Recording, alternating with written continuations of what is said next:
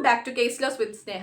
ഇന്നത്തെ ടോപ്പിക്ക് ഒരു വണ്ടി ആക്സിഡന്റ് ആയി കഴിഞ്ഞാൽ എന്തൊക്കെ കാര്യങ്ങൾ നമ്മൾ അറിഞ്ഞിരിക്കണം, എന്തൊക്കെ നിയമ നടപടികൾ നമുക്ക് സ്വീകരിക്കാം, അത് നമുക്ക് എന്തൊക്കെ ആനുകൂല്യങ്ങൾ ലഭിക്കും, ഇതാണ് നമ്മൾ ഇന്ന് ഡിസ്കസ് ചെയ്യുന്നത്. ഫസ്റ്റ്, ഇപ്പോൾ ഒരു വണ്ടി ആക്സിഡന്റ് ആവുന്നു, ആ സമയത്ത് നമ്മുടെ ആനുകൂല്യം എന്ന് പറയുന്നത് നമുക്ക് കിട്ടുന്ന കോമ്പൻസേഷൻ ആണ്. ആ കോമ്പൻസേഷൻ നിശ്ചയിക്കുന്നത് എപ്പോഴും ആ വ്യക്തിയുടെ അടിസ്ഥാനത്തിലായിരിക്കും. അതായത് ഒരു ഡോക്ടറിന് ലഭിക്കുന്ന കോമ്പൻസേഷൻ തുക ആയിരിക്കത്തില്ല ഒരു കൂലിപ്പണിക്കാരന് ലഭിക്കുന്നത്. ഇപ്പോൾ കൂലിപ്പണിക്കാരൻ്റെ അന്നത്തെ വേതനം എന്താണോ, ഇൻകം എന്താണോ, അതിനെ അടിസ്ഥാനപ്പെടുത്തിയായിരിക്കും അദ്ദേഹത്തിന് അതിൻ്റെ നഷ്ടപരിഹാരം ലഭിക്കുന്നത്. പിന്നെ അദ്ദേഹത്തിന് സംഭവിച്ച മുറിവുകളുടെയും അതുപോലെ തന്നെ എത്ര നാളാണ് ഈ ഒരു ആക്സിഡൻറ്റ് കാരണം അദ്ദേഹത്തിന് ജോലി ചെയ്യാൻ സാധിക്കാഞ്ഞത്, കുടുംബത്തിൻ്റെ ഏക വരുമാനമായിരുന്നോ, ഇതിനെയൊക്കെ അടിസ്ഥാനമാക്കിയാണ് നഷ്ടപരിഹാരം കോടതി വിധിക്കുന്നത്. ഇതേ സാഹചര്യത്തിൽ ഒരു ഡോക്ടറിനാണ് ആക്സിഡന്റ് സംഭവിക്കുന്നതെങ്കിൽ അദ്ദേഹം ഒരു ദിവസം സമ്പാദിക്കുന്ന തുകയും അദ്ദേഹത്തിന് എത്ര നാള് ഇത് ഈ പറഞ്ഞ പോലെ സമ്പാദിക്കാൻ കഴിയാതെ വരുന്നു, എന്തൊക്കെ ഈ പറഞ്ഞ പോലെ ഈ ഒരു ട്രീറ്റ്മെന്റിന് ചെലവായി, ഇതിൻ്റെയൊക്കെ അടിസ്ഥാനത്തിലായിരിക്കും അദ്ദേഹത്തിന് കൊടുക്കുന്ന കോമ്പൻസേഷൻ. അതുകൊണ്ടാണ് പല കേസസിലും ചില ആളുകൾക്ക് ഒരുപാട് കോമ്പൻസേഷൻ കോടതി വിധിക്കുന്നത് നമ്മൾ കാണുന്നത്. ഇനി ഒരു ആക്സിഡന്റ് സംഭവിച്ചു കഴിയുമ്പോൾ നമുക്ക് ഏതൊക്കെ തരത്തിലാണ് അതിൻ്റെ വാല്യൂ നിശ്ചയിക്കുന്നത്. അതായത് ഇപ്പോൾ ജസ്റ്റ് വണ്ടി ഒന്ന് തട്ടിയതേ ഉള്ളൂ, ഞാനൊന്ന് മറിഞ്ഞു വീണു, പക്ഷെ എനിക്ക് വേറൊന്നും സംഭവിച്ചില്ല, പക്ഷേ എൻ്റെ പല്ല് ഇളകിപ്പോയി. ഈ സാഹചര്യങ്ങളിൽ നമുക്ക് കേസിന് പോകാനുള്ള ഏറ്റവും വലിയൊരു ത്രെഡ് ഉണ്ട്. കാര്യം എന്താണെന്ന് വെച്ചാൽ, പെർമനന്റ് ഡിസ്ഫിഗറേഷൻ എന്ന് പറയുന്ന കാര്യത്തിന് നിയമത്തിന് മുന്നിൽ നല്ലൊരു വിലയും പ്രസക്തിയും ഉണ്ട്. അതായത് മറിഞ്ഞ് വീഴുമ്പോൾ നിങ്ങൾക്ക് വേറെ പൊട്ടലും മറ്റു കാര്യങ്ങളും ഒന്നുമില്ലെങ്കിലും നിങ്ങളുടെ പല്ല് നഷ്ടപ്പെടുന്നത് അതൊരു പെർമനന്റ് ഡിസ്ഫിഗറേഷനകത്ത് വരും. അതിന് നിങ്ങൾക്ക് കേസ് കൊടുക്കാൻ പറ്റും. ഈ കേസ് കൊടുക്കാൻ പറ്റും എന്ന് പറയുമ്പോൾ എല്ലാ കോടതിയിലും ഈ കേസ് കൊടുക്കാൻ പറ്റത്തില്ല. ഇതിന് പ്രത്യേകമായിട്ട് MACT കോർട്ടുണ്ട്. അതായത് ഇപ്പം നമ്മൾ പറയും MVD വണ്ടി പിടിച്ചു. കേരള പോലീസ് വണ്ടി പിടിക്കുന്നതും MVD വണ്ടി പിടിക്കുന്നതും രണ്ടും രണ്ടാണ്. അതുപോലെ ഈ MACT കേസസ് നമ്മൾ MACT കോടതി തന്നെയാണ് ഫയൽ ചെയ്യേണ്ടത്. അത് എപ്പോഴും ശ്രദ്ധിക്കുക. ഇനി ആക്സിഡന്റ് കേസസ് തന്നെ സിവിൽ കേസ് ആവുന്നതുകൊണ്ട് ക്രിമിനൽ കേസ് ആവുന്നതുകൊണ്ട്. സിവിൽ കേസ് ആവുമെന്ന് പറഞ്ഞാൽ വളരെ സാധാരണമായിട്ട് നടക്കുന്ന ഒരു ആക്സിഡന്റ് എന്നുള്ള കാര്യത്തിലാണ് അതിനെ സിവിൽ കേസായിട്ട്, അതായത് ഒരുപാട് ഇഞ്ചുറീസും ഭയങ്കരമായ വിഷയങ്ങൾ സൃഷ്ടിക്കാത്തത് കേസസ് സിവിൽ കേസസ് ആയിട്ട് അത് പോകാറുണ്ട്. പക്ഷെ ക്രിമിനൽ കേസ് ആവുന്നത് ഒരാളുടെ മരണം സംഭവിക്കുന്ന സാഹചര്യങ്ങളിലാണ്. ഈ മരണപ്പെട്ട ആൾക്ക് നഷ്ടപരിഹാരം ലഭിക്കത്തില്ല, പകരം അദ്ദേഹത്തിൻ്റെ ഇപ്പോൾ ജീവിച്ചിരിക്കുന്ന അവകാശികൾക്ക് ഇതിൻ്റെ ഈ നഷ്ടപ്പെട്ട ആൾക്ക് വേണ്ടിയിട്ടുള്ള കോമ്പൻസേഷനും കാര്യങ്ങളും കോടതി വിധിക്കുന്നതായിരിക്കും.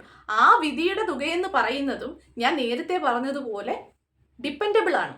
അതായത് ഇപ്പോൾ ഒരു 30ാമത്തെ വയസ്സിൽ കല്യാണം കഴിച്ച് ഒരു 30ാമത്തെ വയസ്സിൽ ഒരു നല്ല രീതിയിൽ നല്ല ജോലി, ഒരു എഞ്ചിനീയർ ആയിട്ടിരുന്ന പയ്യൻ ഒരു ആക്സിഡൻറ്റിൽ മരിക്കുമ്പോൾ ആ ഇൻഷുറൻസ് കമ്പനി കൊടുക്കേണ്ടി വരുന്നത് പിന്നീട് അദ്ദേഹത്തിൻ്റെ ഒരു ആവറേജ് ലൈഫ് സ്പാൻ കണക്കാക്കിയിട്ടാണ്. 30ാമത്തെ വയസ്സിലുള്ള ആൾ എങ്ങനെ പോയാലും ഒരു 10, 50 അല്ലെ 60 വർഷം വരെ ജീവിച്ചിരിക്കും എന്നൊരു കാഴ്ചപ്പാടിലായിരിക്കും ആ തുക കോടതി നിശ്ചയിക്കുന്നത്. പക്ഷേ ഒരു 65 വയസ്സുള്ള ഒരാളെ വണ്ടി ഇടിക്കുമ്പോൾ കോടതി ഒരിക്കലും പിന്നീട് 50 വയസ്സ് വരെ അല്ലെങ്കിൽ 50 വർഷത്തിലേക്കുള്ള തുക കണക്കാക്കി കോമ്പൻസേഷൻ കൊടുക്കാറില്ല.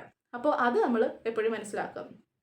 ഇനി പോലീസ് സ്റ്റേഷൻ്റെ കേസസ് വരുമ്പോഴത്തേക്ക്, പോലീസ് സ്റ്റേഷനിൽ പോയി ഇപ്പോൾ ഒരു കംപ്ലൈൻറ്റ് വന്ന് നിങ്ങളെ ഒരു വണ്ടി തട്ടി, നിങ്ങൾ പോലീസ് സ്റ്റേഷനിൽ പോയിട്ട് 2 കൂട്ടർ സംസാരിച്ച് ഒരു ഒത്തുതീർപ്പാക്കി ധാരണയാക്കി ഇനി പോരുന്നു, അതിന് ഒരു വിലയുമില്ല. നിങ്ങൾ ഒരു കാരണവശാലും അങ്ങനെയുള്ള മണ്ടത്തരങ്ങൾ കാണിക്കരുത്. നിങ്ങൾക്ക് ചെയ്യാൻ പറ്റുന്ന ഏറ്റവും വലിയ ടിപ്പെന്ന് പറയുന്നത്, ഒരു ആക്സിഡൻറ്റ് നടന്നു, 2 കൂട്ടർക്കും ഒരു ദോഷവും സംഭവിച്ചിട്ടില്ല, അങ്ങനെയുള്ളപ്പോൾ നിങ്ങൾ ചെയ്യേണ്ടത് ഒരു ഹോസ്പിറ്റലിൽ പോവുക. 2 പേരും ഒരുമിച്ചൊരു ഹോസ്പിറ്റലിൽ പോയിട്ട് ഒരു ഡോക്ടറിനെ കണ്ട് നിങ്ങളുടെ ഫിസിക്കൽ ഫിറ്റ്നസ് സർട്ടിഫിക്കറ്റ് ചെയ്ത് വാങ്ങിക്കുക. അതായത് നിങ്ങളൊരു OP എടുത്ത്, ഒരു ഗവൺമെൻറ് ഹോസ്പിറ്റലിൽ ഒരു OP എടുത്തിട്ട് നിങ്ങൾക്ക് അറ്റ് പ്രസൻറ്റ് നിങ്ങൾക്ക് ഒരു കുഴപ്പവും ഇല്ല, ചിലപ്പോൾ ഒന്ന് ഒരയോ എടുക്കുകയൊക്കെ ചെയ്ത് കാണും, അതിന് നിങ്ങൾക്ക് തരുന്ന ചെറിയ മരുന്നുകളുടെ പ്രിസ്ക്രിപ്ഷൻ കാണും, അത് വാങ്ങിച്ച് 2 കൂട്ടരും വാങ്ങിച്ചിട്ട് ഫോട്ടോസ്റ്റാറ്റ് എടുത്ത് കയ്യിൽ സൂക്ഷിക്കുക. കാര്യം ഇതിൽ ഏതെങ്കിലും ഒരാൾ നാളെ വന്നിട്ട് അന്ന് ഞാൻ മറിഞ്ഞു വീണപ്പോൾ എൻ്റെ കൈ ഒടിഞ്ഞായിരുന്നു, എനിക്ക് ഇന്നത് പറ്റിയായിരുന്നു എന്നൊക്കെ പറഞ്ഞ് വരുന്ന ഒരു കള്ളക്കേസ് കൊടുത്താൽ ആ സമയത്ത് നിങ്ങൾക്ക് ഇതൊരു വലിയ തെളിവാണ്. അന്നത്തെ ദിവസം ഇയാൾക്കൊന്നും സംഭവിച്ചിട്ടില്ല, ഇന്ന ഫാൾട്ടുകൾ മാത്രമേ ഉണ്ടായിരുന്നുള്ളൂ എന്ന് നിങ്ങൾക്ക് തെളിയിക്കാനും ഈ അനാവശ്യമായ കേസിൽ നിന്ന് ഊരാനും ഇത് വളരെയധികം സഹായിക്കും. നമുക്കിപ്പോൾ അറിയാം മോസ്റ്റ്ലി ഈ MACT കേസസിൽ വരുമ്പോൾ അന്ന് ആക്സിഡൻറ്റ് പറ്റുന്ന സമയത്ത് അവർക്കൊന്നും കാണത്തില്ല. അവർ ഓക്കെ ആയിരിക്കും, ഫിസിക്കലി ഫിറ്റ് ആയിരിക്കും. പിന്നെ ഏതെങ്കിലും വക്കീലന്മാർ പറഞ്ഞു കൊടുക്കും, നിങ്ങൾ പോയി ഒരു ഫേക്കായിട്ടൊരു റെസിപ്റ്റുമായിട്ട് വാ, ഇത് ഞാൻ അവരുടെ കയ്യിൽ നിന്ന് നഷ്ടപരിഹാരം വാങ്ങിച്ചു തരാം. അങ്ങനെ ഫേക്കായിട്ട് കൊടുക്കുന്ന കേസിന് നിങ്ങൾ അവസാനം ലക്ഷങ്ങൾ നഷ്ടപരിഹാരം കൊടുക്കേണ്ടി വരും. സോ എന്തെങ്കിലും ഒരു ആക്സിഡൻറ്റ്, ഒരു തട്ടലോ മുട്ടലോ വന്നാൽ നമ്മുടെ നിയർ ബൈ ഹോസ്പിറ്റലിൽ പോയി ഒരു ഫിറ്റ്നസ് സർട്ടിഫിക്കറ്റ് നിങ്ങൾ കളക്ട് ചെയ്യുക. അത് നിങ്ങൾക്ക് നാളെ അത് ഉപകരിക്കും. ഇപ്പോൾ ഉപകരിക്കണമെന്നല്ല, നമുക്കൊരു സേഫ്റ്റി ആ ഒരു രീതിയിൽ അത് വെക്കാം. ഇനി അടുത്തൊരു കേസ് എന്ന് പറയുന്നത്, നമ്മൾ ഒരു വണ്ടി ഇടിച്ചിട്ട് നിർത്താണ്ടങ്ങ് പോവുക, നമുക്ക് അയാളെ കണ്ടുപിടിക്കാനും പറ്റിയില്ല. ഈ കേസിൽ എനിക്ക് ആര് നഷ്ടപരിഹാരം തരാനാണെന്ന് ചോദിച്ചാൽ നിങ്ങൾക്ക് ഗവൺമെൻറ് നഷ്ടപരിഹാരം തരും.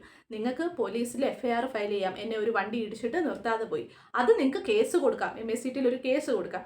ഗവൺമെൻറ് നിങ്ങൾക്കൊരു നിശ്ചിത ഫണ്ട്, നിങ്ങളുടെ മുറിവിൻ്റെ അടിസ്ഥാനത്തിൽ നിങ്ങൾക്ക് നിശ്ചിത ഫണ്ട് ഗവൺമെൻറ് തരും. സോ എന്നെ ഇടിച്ചവനെ ഞാൻ കണ്ടില്ല കുഞ്ഞെ, അതുകൊണ്ട് എനിക്ക് കേസ് കൊടുക്കാൻ പറ്റുന്നില്ല, എൻ്റെ മരുന്നിന് ചിലവ് ആര് നോക്കും എന്നൊക്കെ ഉള്ള സിറ്റുവേഷൻസിൽ നമുക്കിത് വളരെ വളരെ യൂസ്ഫുൾ ആയിട്ട് ചെയ്യാൻ പറ്റുന്ന ഒരു കാര്യമാണ്. നിങ്ങൾക്ക് കേസ് കൊടുക്കാം, ഗവൺമെൻറ് നിങ്ങൾക്ക് കോമ്പൻസേഷൻ തരും. അപ്പോൾ ഈ വീഡിയോ യൂസ്ഫുൾ ആയിട്ടുണ്ടെങ്കിൽ നിങ്ങൾ ഇതറിയാത്ത മറ്റ് ജനങ്ങളിലേക്ക് ഷെയർ ചെയ്ത് സപ്പോർട്ട് ചെയ്യണം.